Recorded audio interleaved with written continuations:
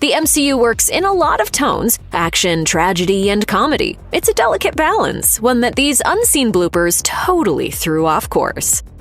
One of Mjolnir's amazing properties is that when Thor wills it back to his hand, it comes straight away. Even if the hammer needs to cross nations, galaxies, or Doctor Strange's entire collection of sorcerer artifacts, Mjolnir always comes home.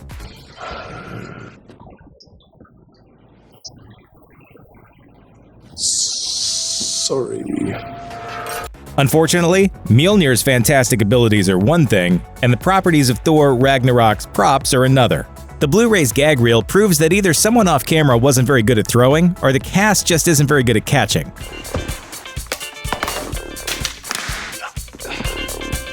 This kind of thing is to be expected. By all appearances, Chris Hemsworth has never been able to catch anything anyway.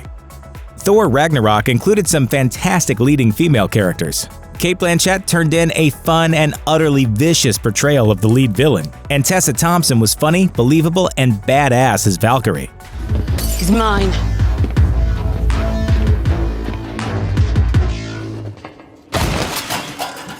And that just makes the number of crotch shots that happen during filming even more fitting, especially since almost all of them come unintentionally from Blanchett, Thompson, or Thompson's stunt double. I'm good. Fine.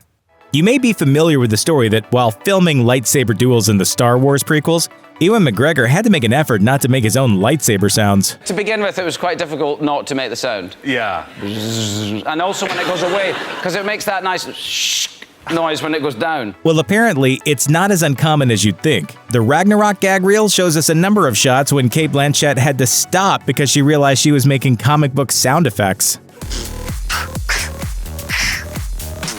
I shouldn't make the noises with my mouth, should I? Not everything on the gag reel is a blooper. Sometimes perfectly reasonable things like warming up between takes just looks funny.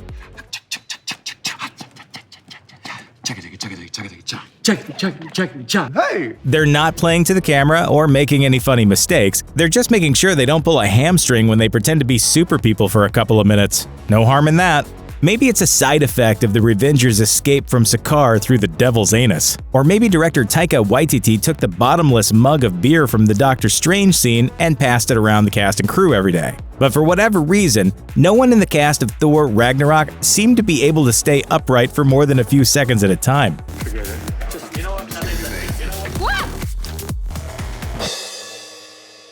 What makes their various spills that much funnier is that it never seems like there's anything in particular knocking them down. They don't seem to be in the middle of complicated action sequences, they just fall down. A lot.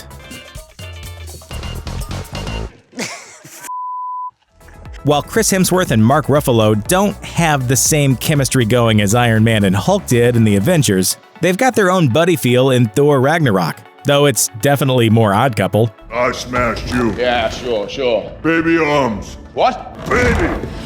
Moron. Big child. Thor, go. I am going. Almost 2 years before the film's release, Mark Ruffalo compared the Thor-Hulk relationship in Ragnarok to the one between Robert De Niro and Charles Grodin in 1988's Midnight Run. It's a love-hate relationship, but the two still share some hilarious moments in the gag reel. I thought you were gone forever. I'm glad to see you back. You're ruining my disguise. The Grand Master of the comics isn't a particularly fun guy, unless you think fun is to habitually kidnap superheroes to make them fight for your amusement. Regardless, Jeff Goldblum's realization of the character is one of the best reasons to see Ragnarok. You're officially pardoned from life. And when he shows up in the gag reel, he definitely leaves an impression, most notably when he demonstrates his real-life superpower. Watch this. Most of the Marvel gag reels feature bits of the cast breaking into dance while filming, and the reel for Thor Ragnarok is no exception. But while the cast occasionally cut a rug, the fanciest feat on the set undoubtedly belonged to director Taika Waititi, who apparently never stops dancing. A day on the set working with Taika involves hijinks, dancing. Yeah, he's just a big kid. In the end, all that playtime translated into an incredibly fun movie. So maybe Taika Waititi is onto something. That is how you make movies. The bloopers from the Avengers films might be some of the funniest we've seen in a while. In fact, they're so funny that it's hard not to fall in love with the films all over again. In the realm of superheroes, especially Norse mythology-derived superheroes, you're only as good as your accessories. Thor has quite a few. His long red cape, his long blonde hair, and his mighty hammer Mjolnir. When it comes to his hammer, it's so tough and unbreakable that it took the might of Hela, the goddess of death, to finally break it in Thor Ragnarok. Maybe they got the idea for that moment from this blooper, in which Thor's magical hammer sure seems like a very breakable prop.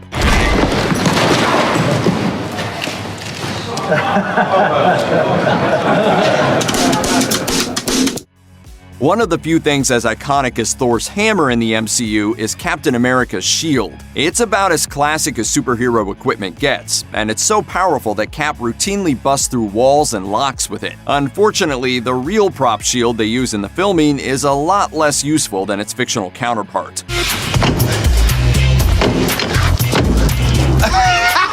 It's easy for the comic book version of Bruce Banner to just rattle off scientific terms because someone can just scribble them into a speech bubble. It's clearly a bit harder for actors to say all those complicated words in real life. Just watch Mark Ruffalo as he struggles to deliver what's clearly a mouthful of technical mumbo-jumbo in the Avengers Age of Ultron. Pluripotent cells inside a xylo. Pluripotent cells into a xylon cycle.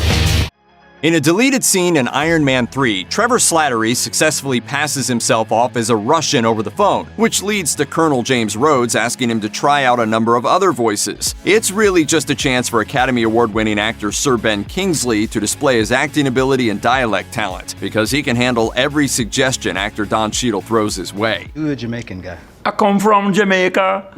Hey, can you do French? Alors, je suis français. Can you do like a Spanish? I can do, but... Shut up! Well, almost every suggestion. Can you do British? Well, I'm British. When Bruce Banner turns into the Hulk to punch a giant alien in the Avengers, it's a stand-up and clap moment. However, as it turns out, that wasn't exactly the first instinct that actor Mark Ruffalo had when facing down a CGI monstrosity. Dude, you're on your own! Considering how terrifying the aliens looked on the big screen, it's hard to fault Ruffalo's acting instincts. Paul Bettany used to just provide the voice of Jarvis in the Marvel Cinematic Universe, but these days he's using his whole self to play Vision. Bettany is barely recognizable under all that red makeup. While he certainly looks the part of the super advanced robot, he's acting more like a malfunctioning computer in this blooper from Captain America Civil War. Ms. Maximoff Ms. Maximoff manipulates molecular polarity. One of the most impressive things about the MCU is that the actors are able to take it all seriously when surrounded by goofy costumes and CGI monsters. It's the kind of true commitment to character that explains why they get paid so much. However, that doesn't mean there aren't a few moments where that seriousness cuts out. In this lineup of stern, determined-looking heroes for Avengers Infinity War, Benedict Wong just couldn't keep the steely resolve in his face for more than a few seconds.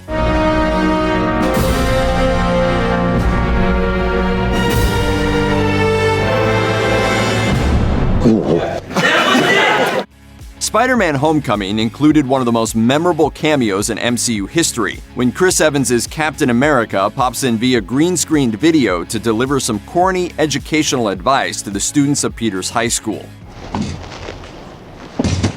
So, you got detention. You screwed up. However, one particular video is just a bit too over the top for Evans to make it through without cracking up. Hi, I'm Captain America. Whether you're a student or a soldier, there's one thing that will always give you an edge: a hot lunch. Ant-Man and the Wasp was packed with plenty of car chases through San Francisco, a city full of steep hills, big curves, and tons of traffic. In this blooper, Paul Rudd gets into character as he prepares to shoot one of those sequences. Good scene, everyone. Let's have fun with this one. Best scene in the movie. Is it bad if I start the scene going like this? As Scott Lang, Hope Van Dyne, and their associates battle bad guys through the twisty streets of San Francisco, Lee shows up as a guy whose car gets shrunk by Ant-Man's signature technology. Well, the 60s were fun, but now I'm paying for it. It turns out that's just the take filmmakers decided on. They had Lee go through a huge list of funny possibilities.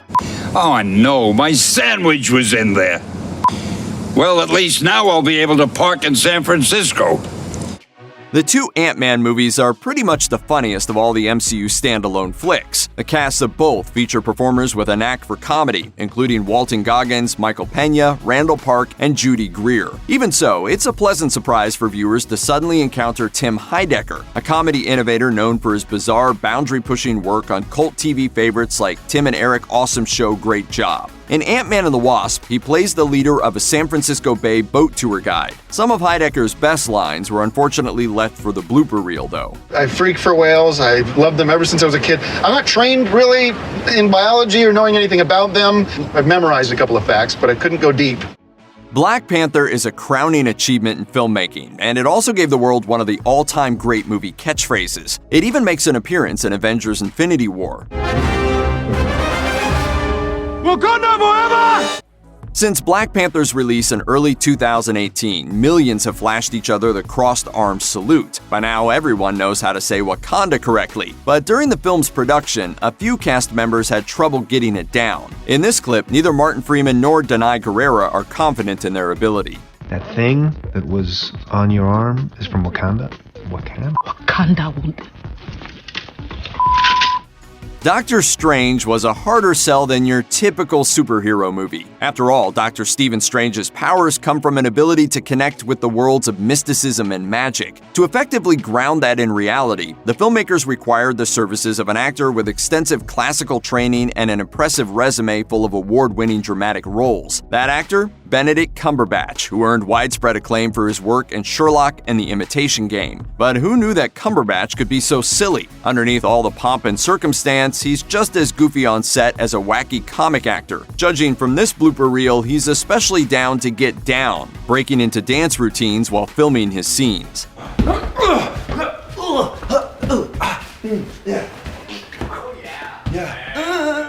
It's apparently contagious, because most of his co-stars got in on the dance craze too. Thor's wardrobe is about as eye-catching as the lightning that often accompanies the character. In addition to Chris Hemsworth's own indisputable good looks, Thor usually rocks a tight metal shirt, rad pants, and one undeniably great cape. But while the accessory might be stylish, it can be pretty temperamental. On the set of Thor: The Dark World, Hemsworth tries his best to act, but he has trouble due to an unpredictable co-star, his cape.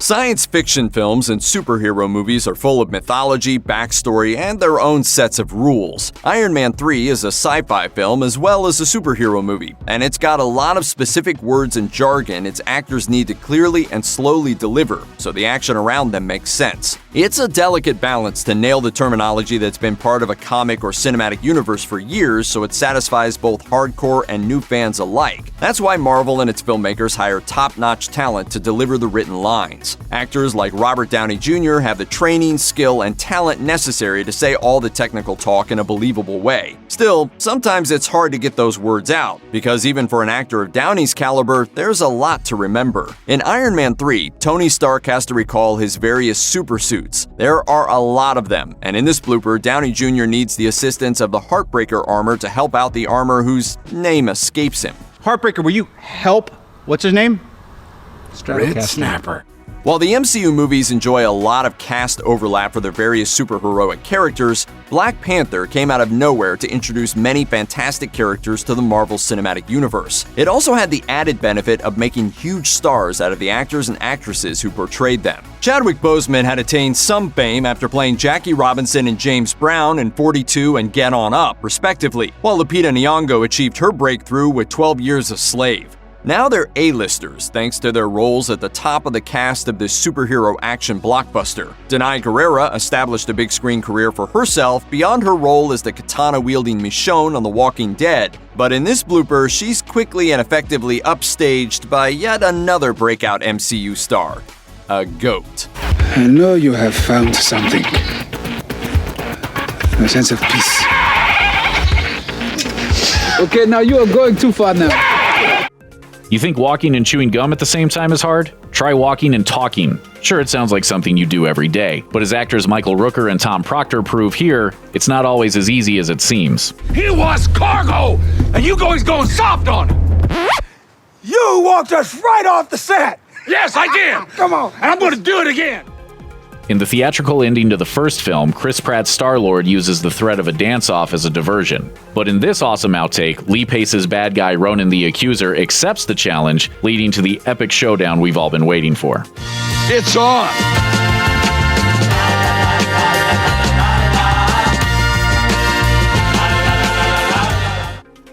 The Guardians of the Galaxy movies take place on various planets with varying levels of gravity. To make it look realistic, the actors have to strap themselves in for some wire work. Sometimes the results are amazing, and other times, this happens. I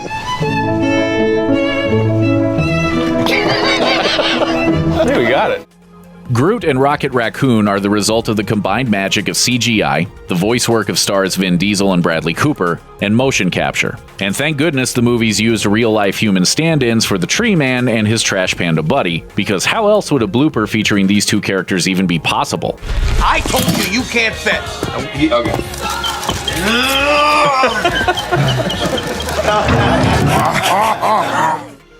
Here's a blooper-stuffed take that made its way into the final cut of Guardians of the Galaxy. While dealing with a rare goods dealer known as the Broker, Yondu frustrates and upsets the guy by mumbling a bunch of gibberish. It's a little more than co-star Sean Gunn could handle, and director James Gunn kept the result in the film. The high-end community is a tight-knit group. The high-end community is a very tight-knit. I cannot... It's apparently no sweat for Michael Rooker to make up his own real-sounding nonsense words in a pinch, but give the guy some comic book/science fiction movie dialogue heavy on the technical side, and he just can't get the words out without stumbling. Whoops. Franklin, we need an extraction quadrant.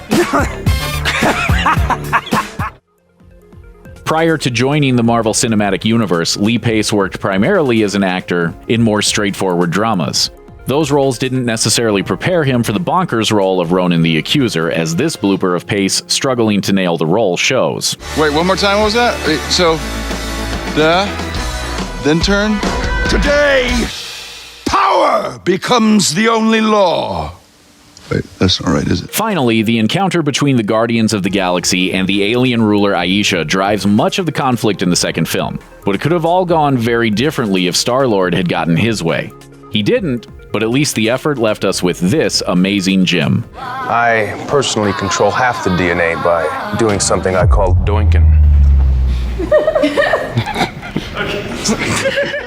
One of the best things about the home releases of Marvel movies is that they almost always come with a gag reel. Here's some examples of Marvel movie bloopers we think might even be better than the original scenes. On the Avengers gag reel, Mark Ruffalo proves himself to either have a wealth of underutilized slapstick comedy potential or to simply be the clumsiest actor on just about any superhero movie set you could find. In the middle of filming one of his lab scenes with Robert Downey Jr., Ruffalo calls for the crew to wait while he resets a prop, which proves easier said than done. Careful, actor on the set. Sorry. I got it, don't worry. It's okay, it's coming. While this clumsiness actually would have worked well for Bruce Banner's character, it may have been a little too silly for the high-stakes world of the Avengers. In what the Avengers Blu-ray calls Marvel's first ever gag reel, it's clear that director Joss Whedon's trademark sense of humor infected the entire cast. But Whedon's not the only one who gets to make you laugh. As S.H.I.E.L.D. agent Maria Hill, Kobe Smulders, doesn't get to flex her comedy muscles in the MCU as often as she did on How I Met Your Mother. However, she makes up for it with what's arguably the funniest moment in the Avengers bloopers. Pretending to react to the news of Phil Coulson's death, Smulders has what we'll call a dramatic reaction. Coulson, no! Oh, God! You are the greatest man I ever knew! We can't in good conscience pretend Maria Hill's over-the-top meltdown would have fit into the actual movie, but there's no denying it would have been hilarious. The first time Captain America, Iron Man, and Thor meet in the Avengers, things don't go that well. The Thunder God kidnaps Loki from the Quinjet, prompting Iron Man to fly after him. Intending to follow him, Cap grabs a parachute and jumps out of the plane. But in the gag reel, things went a little differently. On the reel, Chris Evans still grabs the parachute, but has absolutely no idea how to get the thing on. He struggles with it for so long that it gets to the point where you start to genuinely feel bad for the guy. Guess it didn't really go off as smoothly as I was hoping. While it would have taken away from the intensity of the scene, showing this in the finished film might actually have made sense for the character. After all, the last time Steve Rogers used a parachute was decades earlier, and the design could have significantly changed since World War II. Seeing Steve struggle with his modern parachute could have been yet another amusing reminder that although you can take the captain out of the 1940s, you can't take the 1940s out of the captain. Sylvester Stallone and Kurt Russell have a few things in common. They both hit their fame sweet spots in the 1980s, they both appear in 2017's Guardians of the Galaxy Volume 2, and both get frustrated on the sequel's gag reel trying to spit out Guardian-specific names. The gag reel shows that while playing the Ravager leader Stakar, Stallone had a lot of trouble nailing down the word Ravager. Ravager. Ravager. What am I saying? Ravager. No! Ravager. Yes! Oh, forget it. I'll see you in looping. Meanwhile, Kurt Russell has trouble saying his son's codename. As he camps with the Guardians, Russell says, Well, even where I reside out past the edge of what's known, we've heard tell about the man they call Star Wars. Of course, we all know the name he really means to say is Star-Lord. Who? Star-Lord, man. Legendary outlaw. Russell immediately realizes his mistake and eventually manages to get his son's name right. However, leaving in the actor's mistakes could have added a bit to the respective scenes. Showing Stakar pronouncing Ravagers differently than Yondu could have highlighted the division between the two of them. And the fact that Ego keeps getting his kid's name mixed up with that of a popular Earth movie franchise could underscore what a horrible father he is. Well, of course I have issues! That's my freaking father! As far as MCU movies go, 2016's Captain America Civil War is pretty intense. The final throwdown between the warring heroes gets ugly, but thankfully, one of the architects of Marvel Comics shows up toward the end to not only deliver an important package to Tony Stark, but to make sure we get in a few laughs. In one of his many beloved Marvel cameos, the late Stan Lee shows up to the Avengers headquarters as a FedEx driver, delivering the package that contains a letter from Steve Rogers along with an emergency contact phone. In the finished product, Lee accidentally misreads the name of the recipient, much to Rhodey's delight. Are you Tony Stank? Yes, this is Tony Stank. You're in the right place. Thank you for that. However, the film's gag reel shows a take where Lee says something else, and we're not sure if he did it on purpose or if it was a legitimate goof. Are you Robert Stank? While the original scene was hilarious, fusing the mispronunciation of the character's last name with the actor's real-life first name could have been a fun fourth wall-breaking moment. It even would have made an odd sort of sense, considering that Marvel has officially canonized the popular fan theory that Lee is playing a Watcher in all of his cameos. The blooper reel on the home release for 2016's Deadpool makes it clear that several of the actors frequently veered off script. Deadpool's gag reel includes a wealth of completely improvised lines, particularly from Ryan Reynolds and his co-star TJ Miller. For example, when Miller's Weasel first sees Wade Wilson's scarred face, the comedian unleashes a torrent of improvised takedowns, expressing his disgust at his friend's new appearance. You look like somebody turned your face inside out and then just left it like that, but then you got in a house fire. God, you look like a house fire was in another house fire. Meanwhile, Reynolds' own improv includes a long list of jabs toward Gina Carano's Angel Dust. Leave me all alone here with Busta Rhymes? You're gonna leave me all alone here with Henry Winkler? You're gonna leave me all alone here with Hey You Guys? Hilariously, the reel shows that the line that made it into the theatrical release ticked Carano off so much, she gave Reynolds an actual punch to the face as a reward. Sorry, Gina. Mother. While it's true that putting all of Miller's and Reynolds' improvised outtakes into the finished film probably wouldn't have worked from a pacing perspective, we wouldn't have minded giving each of them an opportunity to riff just a little bit longer in each of these scenes.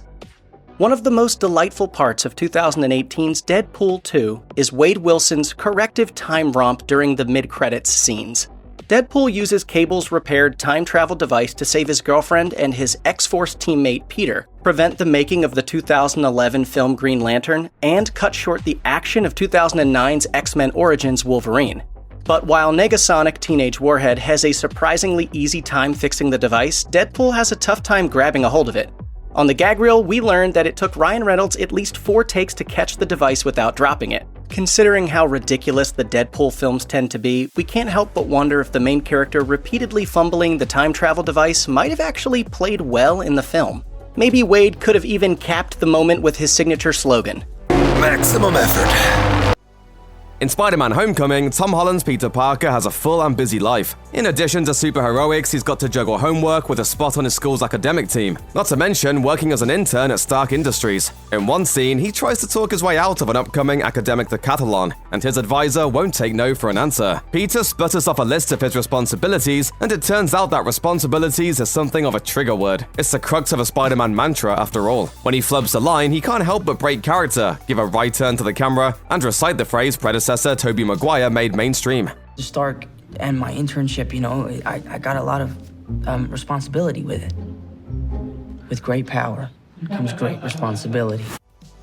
While Spider-Man isn't as loaded as Batman or powerful as Superman, he does have one big thing in common with them: he's an orphan. Those other guys were raised by a butler and some kindly farmers, while Spider-Man grew into a goofy and friendly teen thanks to his Aunt May and Uncle Ben. In a rapid-fire barrage of bloopers from the set of Spider-Man Homecoming, Ned, played by Jacob Batalon, and Peter try to talk to Liz about the current teen party scene, and Peter mentions how parents sometimes let their kids throw those parties. That bit of dialogue sends Holland off the rails. He remembers that his character doesn't exactly have biological parents anymore. They let you have parties, My parents are dead.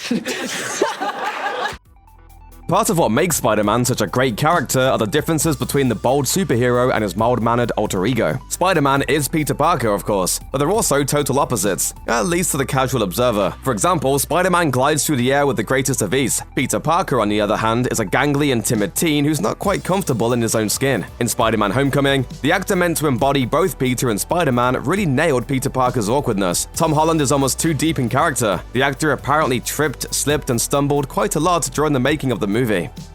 Spider-Man's web swinging is a special effect achieved with some combination of green screen, CGI, and actors suspended from gravity-defying wires. Being harnessed up like that is not exactly a natural or comfortable state. It takes a lot of effort to get used to, let alone do a good job of acting in that condition. On the set of Spider-Man Homecoming, Tom Holland couldn't seem to get the hang of those dangling wires. He tries to turn his inability to navigate the wires into a little dance in front of his concerned co-star Donald Glover. Whoa. Hey, are you alright, man? In Avengers Infinity War, when Thanos snaps half the universe to death, Spider-Man falls into the arms of his mentor Tony Stark before turning to dust. I don't want to go. I don't want to go, sir. Please. Please, I don't want to go. I don't want to go. It's heartbreaking, which means Holland probably wanted to keep things light and bouncy when his character miraculously returns in Avengers Endgame. In fact, the actor literally bounces around the rubble-strewn set, much to the pleasure of Downey Jr., who hugs the boy wonder for just a little too long, and even plants a kiss on his cheek. Welcome back, Wallcrawler. For all the blood-pumping brawls, sentimental scenes, and general doom and gloom seen on screen in Avengers Infinity War, there was just as much laughter, banter, and goofs that played out behind the scenes. They may be two of the smartest characters in the entire Marvel Cinematic Universe, but for a few minutes during filming Avengers Infinity War, Doctor Strange and Bruce Banner definitely acted like a couple of doofuses. When Bruce and Doctor Strange emerge from a portal and greet Iron Man and Pepper Potts in the park, actors Benedict Cumberbatch and Mark Ruffalo seem to forget how to, talk and stuff. I'm Dr. I Can't Walk at the moment. Yeah?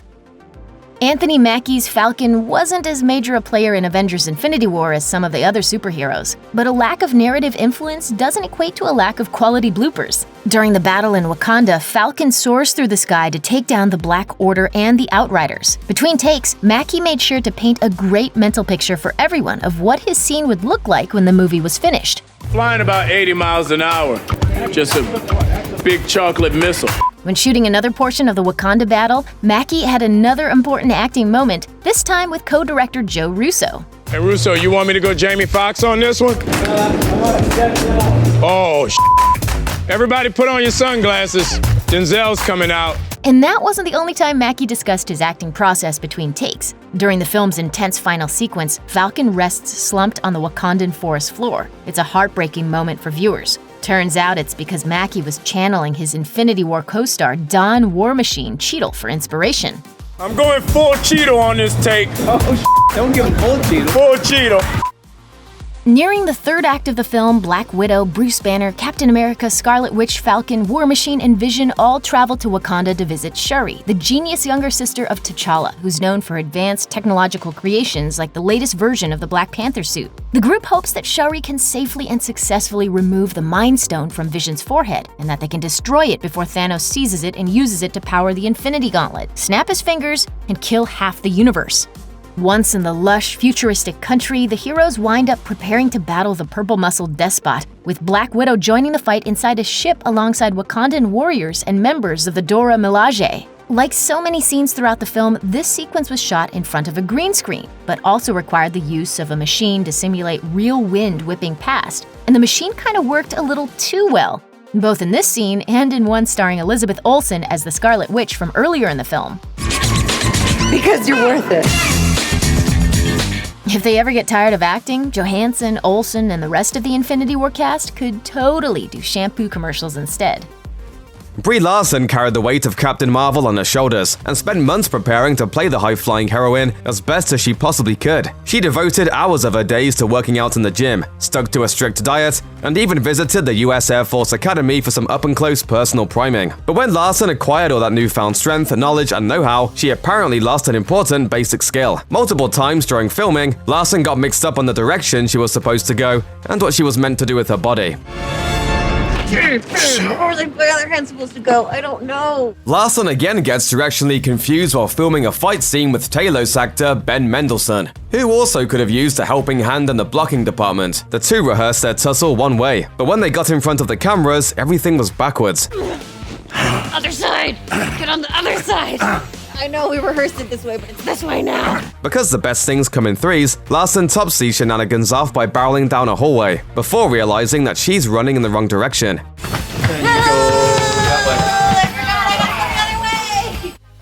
Rarely do actors nail a scene in one take. Their performance may be spot on, but the lighting might be totally wonky. Maybe the set design is impeccable and the mood exactly right, but the line delivery isn't seamless. Like we said before, no one in the movie industry is immune to mistakes. For the Captain Marvel crew though, one scene didn't just have a single hiccup, it went wrong in almost every way imaginable. The sequence in question is the one in which Brie Larson's Carol Danvers, Ben Mendelsohn's Talos, Samuel L. Jackson's Nick Fury, and Lashana Lynch's Maria Rambeau escape from the Kree Warriors and the Star Force Squad in pursuit of Mar-Vell's hidden laboratory that served as a refuge center for displaced Skrulls. On screen, the scene was flawless, but one take turned hilariously disastrous. We're talking rogue kitten, lighting mishap, whole cast-breaking character disastrous. Look at this unbridled mess. This is the worst take of anything that's ever happened. Worst? Maybe? Most hilarious? Oh, you bet. If you thought the blooper featuring a real cat playing Goose was rib-tickling, there are plenty of silly outtakes that find the cast interacting with a fake feline too. One take shows Samuel L. Jackson looking half sad, half bemused, to find out he's shooting with a standing cat, especially since he keeps getting fur on his nose. In another, Lashana Lynch can't keep it together while Jackson holds a faux goose and keeps talking to it as if it was a real deal. Good kitty. That's not all the feline fun the actors had on set. In a third outtake, Brie Larson's Carol throws a prop cat at Ben Mendelsohn's Talos, who is deathly afraid of Goose since the cuddly creature is actually a shape-shifting, bucket dimension-holding alien known as a Flurkin. When she tosses the kitty at Talos, well, see for yourselves. It's a minute! Remember that scene in the film where Phil Coulson and Nick Fury team up to find out what the heck is going on after Carol Danvers crash lands on Earth? You know, after she destroys a blockbuster and brings back a pack of Skrulls trailing behind her? You'll recall that the dynamic duo was attacked by Skrulls, and it soon revealed that the Coulson sitting in the passenger seat of Fury's car isn't the S.H.I.E.L.D. rookie at all. He's really a Skrull who shapeshifted into Coulson. The two fight for control of the steering wheel, with Fury ultimately winning when he deliberately crashes the car and kills the Skrull. That scene might have been wild to watch, but the process of filming must have given the cast and crew a heaping helping of headaches. If this version of the same scene is any indication, of course. Hold on, I'm It's okay. No, it's not. We aren't privy to their medical histories, but judging by the Captain Marvel gag reel, it looks like both Brie Larson and Ben Mendelsohn might have a serious case of sweaty palms. Larson and Mendelsohn continuously drop things during shooting, ruining takes, but showing that beneath all those flashy prosthetics and CGI effects, they're just as human as their fans. The outtake reel finds clumsiness getting the best of Larson while filming the scene in which Carol Danvers retrieves a Tesseract from Mar-Vell's laboratory orbiting Earth. Ah, you broke it! Slippery Fingers played Mendelsohn when he was trying to perform a cool trick with Talos' scepter. He can be seen tossing it up in the air ever so slightly, but having trouble grabbing hold of the darn thing when it comes back down. Each time he attempts to move, Mendelsohn fumbles and the staff falls to the ground. After bleating repeatedly,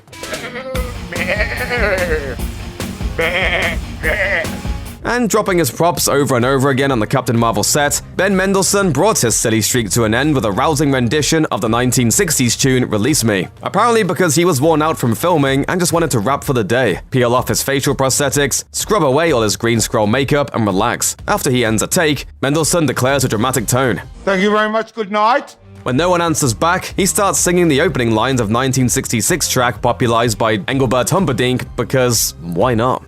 Please release me. No. Let me go. No. Not happening. Despite that not happening, this round of shooting inevitably ended with Mendelsohn's wish finally being granted, and he was indeed released. We're just happy that on this particular day, he let his golden voice be heard. Though they have years of experience under their belts, our MCU favorites aren't immune to making mistakes on the job. Such is the case for the cast of Avengers Endgame, who goofed up a handful of times while filming the superhero blockbuster. Oh, Chris Pratt, arguably the goofiest of the three Chris's in the Marvel Cinematic Universe, the charismatic guy who plays Star-Lord is known for getting the giggles going on set, even in a movie with as much emotion and intensity as Endgame. While preparing to face off against Thanos in the film's epic third act, Pratt offers a hilarious piece of advice to keep the actor safe during shooting. Nobody pull a hamstring. Yeah, Warm your butt cheeks up. Warm up your butt cheeks. Later in the Endgame blooper reel, Pratt provides more laughs when he stops to fix his hair between takes. Fat Thor, officially known as Bro Thor, was a prominent part of Endgame, with many arguing about the purpose and potential negative consequences of portraying the God of Thunder with a plumper physique, an increased love for beer and candy, and a gloomier outlook on life. It turns out that sticking ripped Aussie actor Chris Hemsworth in a fat suit and a bunch of heavy prosthetics allowed for many antics to happen while shooting Endgame, including this fun moment with a Rocket Raccoon stand-in. Robert Downey Jr. is a focus of many Endgame bloopers, starting with the slip-up that occurred when he was filming a scene at the S.H.I.E.L.D. base in the 1970s while attempting to get his hands on the Tesseract after the Avengers failed to retrieve it from 2012 New York. Everything goes mostly according to plan, with Tony Stark and Steve Rogers doing their best to blend in and complete their high-stakes mission. Tony ends up making his way to the Tesseract, snagging it, sticking it in his briefcase, and heading back to the year 2023 to load up the Avengers Infinity Gauntlet and bring back the billions of people Thanos dusted. In one take of the scene in which Tony retrieves the Tesseract, Downey Jr. reaches out to grab the glowing blue cube that holds the Space Stone, and then pulls a little too hard. I broke it. Scarlet Witch actress Elizabeth Olsen took a tumble on set as she shot the heroine's vengeance-tinged sequence at the end of the film. The moment happened while Olsen, Scarlet Witch, was making her way toward Thanos to unleash the full capacity of her mystical powers and give him a piece of her mind. The theatrical version of that scene was impactful enough to send shivers down every viewer's spines, but one take saw Olsen slip and fall before she could reach the Mad Titan. The time travel in Avengers Endgame is difficult to wrap your head around. Paul Rudd, whose superhero character Ant-Man knows plenty about time travel, alternate dimensions, and how to navigate the quantum realm, got a bit flustered while trying to explain the rules of time travel as outlined in Endgame. The thing about time travel... In another Endgame outtake, Captain America actor Chris Evans laughs over the mask he wore in 2012's Avengers, which he apparently now thinks is dorky or maybe uncomfortable. I can't believe I made a whole movie with this thing on. In another blooper, Captain Marvel star Brie Larson admits that she doesn't feel cool while wearing a bald cap and hanging from a harness for a scene in which her character is flying. Yeah, does it look cool or... Doesn't feel cool, but if it looks cool, that's what matters. Shooting a film as monumental as Avengers Endgame works up a mighty appetite, and the stars are apparently thinking of snacks and sugary sodas while on set. Do you have any idea what's coursing through my veins right now? Funyuns? Yes. Another Endgame blooper shows Ancient One portrayer Tilda Swinton asking for an orange soda while shooting. Right on cue, up pops a hand with a glass bottle of the fizzy stuff. Thanos wasn't the only enemy Tony Stark had to face off against in Avengers Endgame. Actor Robert Downey Jr. faced some trouble with the automatic trunk of Tony's sleek sports car while trying to shut it before heading into Avengers HQ. We are getting the whole team, aren't we? A duck! Good one. From losing his wife and children in Thanos' decimation at the start of the film, to taking on the Monica Ronin and going on a revenge-fueled killing spree, and watching his fellow Avenger Black Widow die in front of his eyes, Hawkeye had a dark storyline in Avengers Endgame. However, the actor who plays the sharpshooting hero had a lot of fun on set.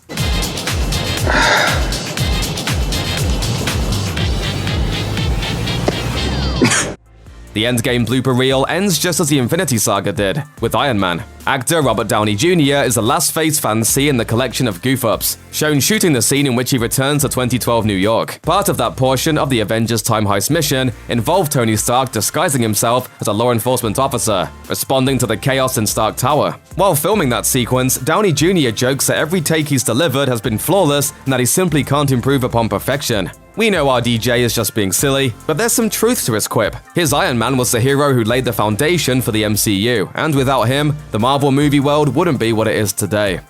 I feel like I've given you all you could ever want.